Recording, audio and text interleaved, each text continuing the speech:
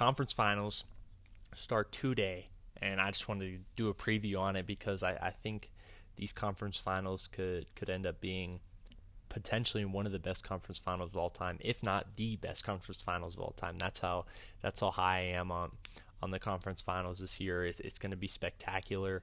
I think hopefully it lives up to it, but let's just preview the games. I want to start with New York versus Cleveland because I think I see a lot of people, kind of penciling in New York, saying, yeah, I just really think New York's going to win. I got New York. And I would just be a little bit careful with doing that. The last time that these teams matched up, Harden did play. This was a Harden Cavs team. The Cavs kind of dominated the game, kind of shut the Knicks down offensively. Like if you look at some of the numbers, Brunson with 20 points but shot terribly. Karl-Anthony Towns 14 points, only shot the ball 5 times. Made every shot, but still only shot the ball 5 times.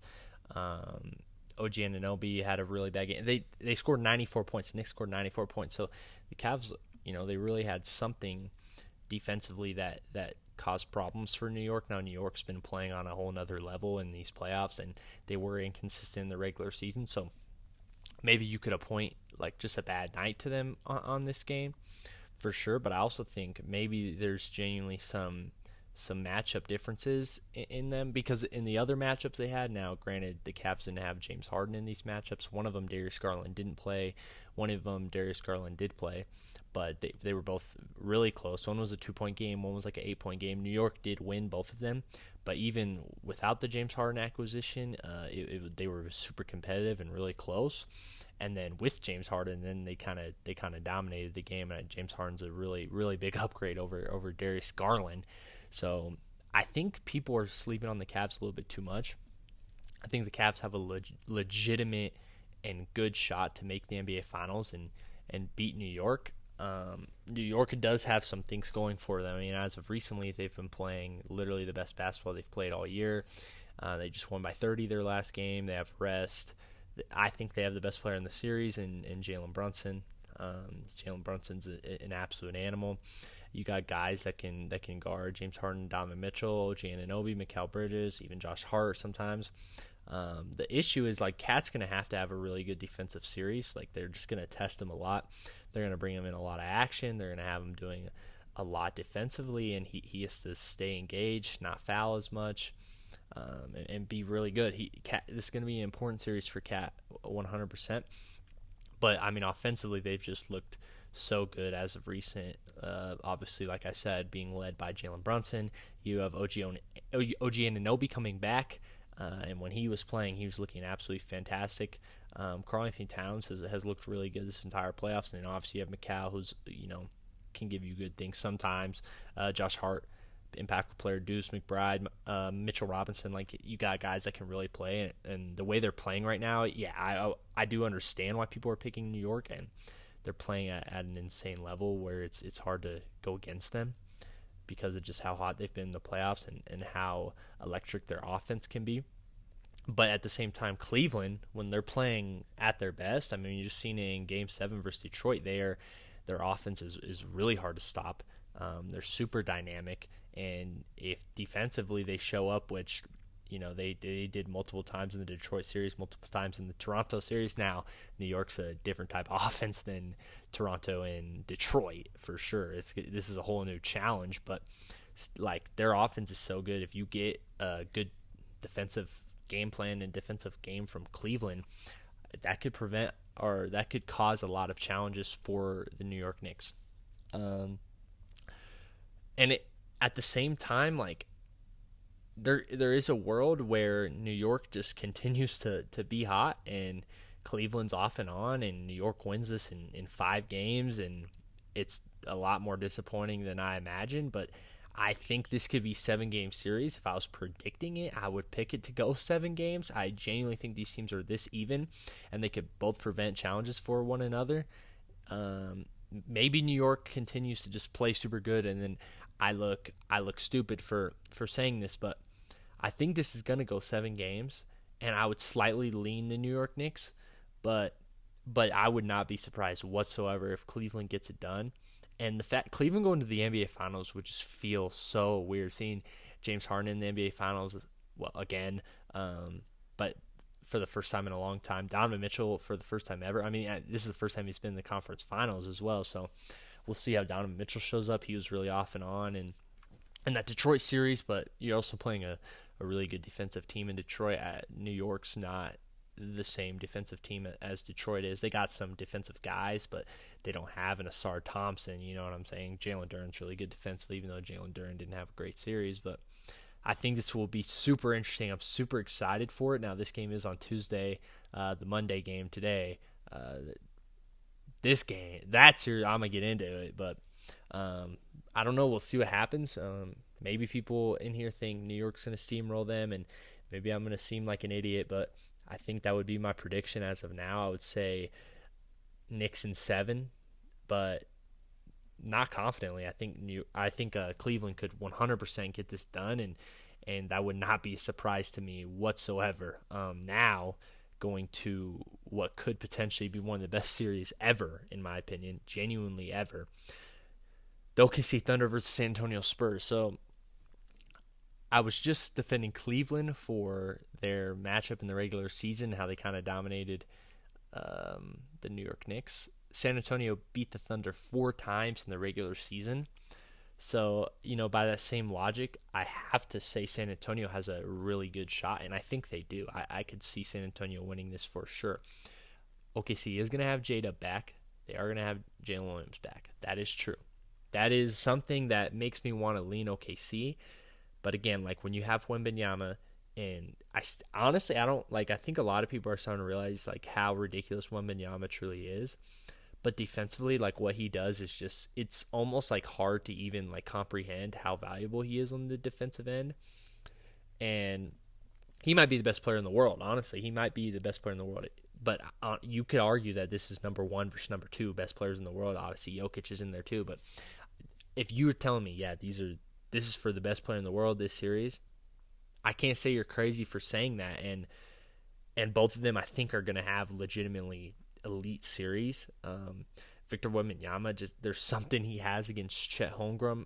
I believe he's going to show up defensively. He's going to be really, really, really good like he always is. And, Wembanyama, I think he lives for these moments. Just seeing his energy, seeing how he cares, like even in the All-Star game when they gave up that 3 to Scotty Barnes and how upset he was, like just the amount of care and pride he has for winning basketball games is something that I think is good in these moments. He's definitely not afraid of the moment. He knows how good he is. He believes he's the best player in the world, which he might be.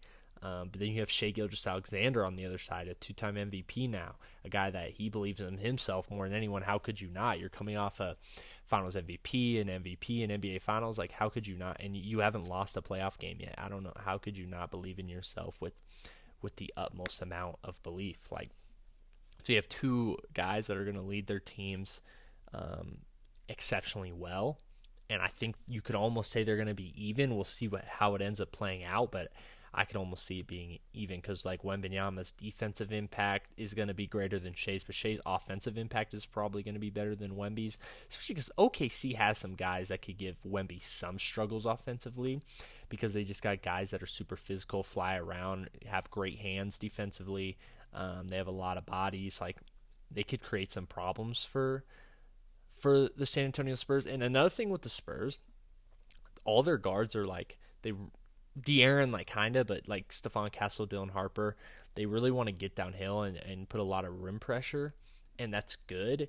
But I just think OKC has a lot of guys that can prevent that. You have Cason Wallace, who's exceptional defensively. You have Lou Dort, who's super physical, exceptional defensively. Then you have Chet Holmgren and Isaiah Hartenstein, both down there near the paint.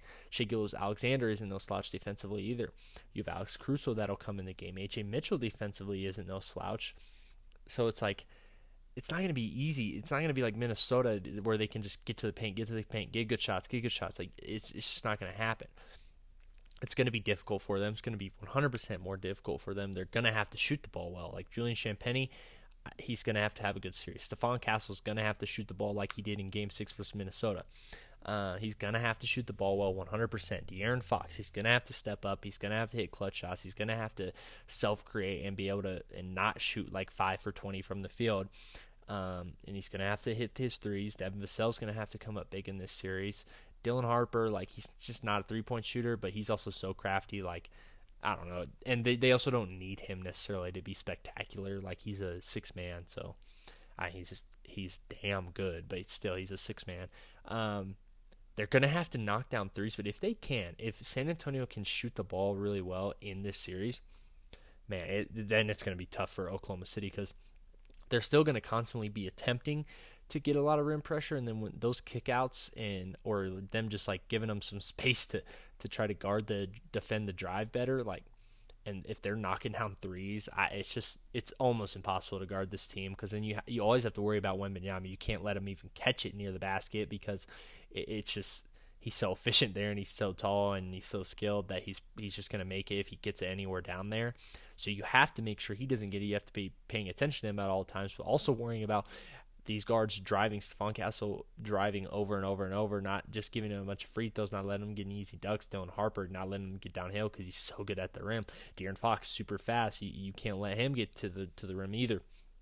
But then you have to worry about guys like Devin Vassell and Julian Champagnie shooting threes. Kellen Johnson will come in the game and bring some physicality. But then again, like OKC, they're going to force turnovers. Like I was saying, Cason Wallace is going to force them into turnovers. Lu Dort's going to force them into turnovers. Shai Gilgeous-Alexander is even going to force them into turnovers. And you have two guys like Isaiah Hartenstein and Chet Holmgren, and you have J-Dub. Like, these guys can all guard. You got two rim protectors that aren't going to make anything easy. You have Alex Caruso, AJ Mitchell. Like, these are guys that all are good defensively.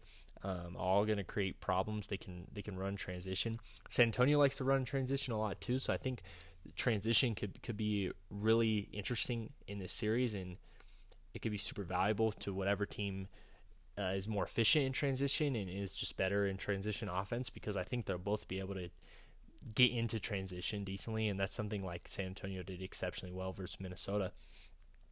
OKC, they do it a little bit differently because they force a lot of turnovers. Wemby's going to get a lot of blocks or just a lot of like bad misses because he's down there. Like they get into transition differently. So, but they're both going to be able to do it. But you have Shai Gilgeous-Alexander, and he can kind of neutralize the Wemby stuff because of how exceptional he is as a mid-range shooter and how efficient he is. Like, he doesn't have to get towards the rim where Wemby is going to be waiting there. But if Wemby ever isn't down there for whatever reason, then he will get to the rim. Shai's a really good three-point shooter. Obviously, the free throws, he's an exceptional free throw shooter. He's going to get his free throws. And then you got a lot of guys that can shoot. Cason Wallace can really shoot the ball. Alex Caruso can shoot the ball. You have J-Dub back. He's another guy that can just create.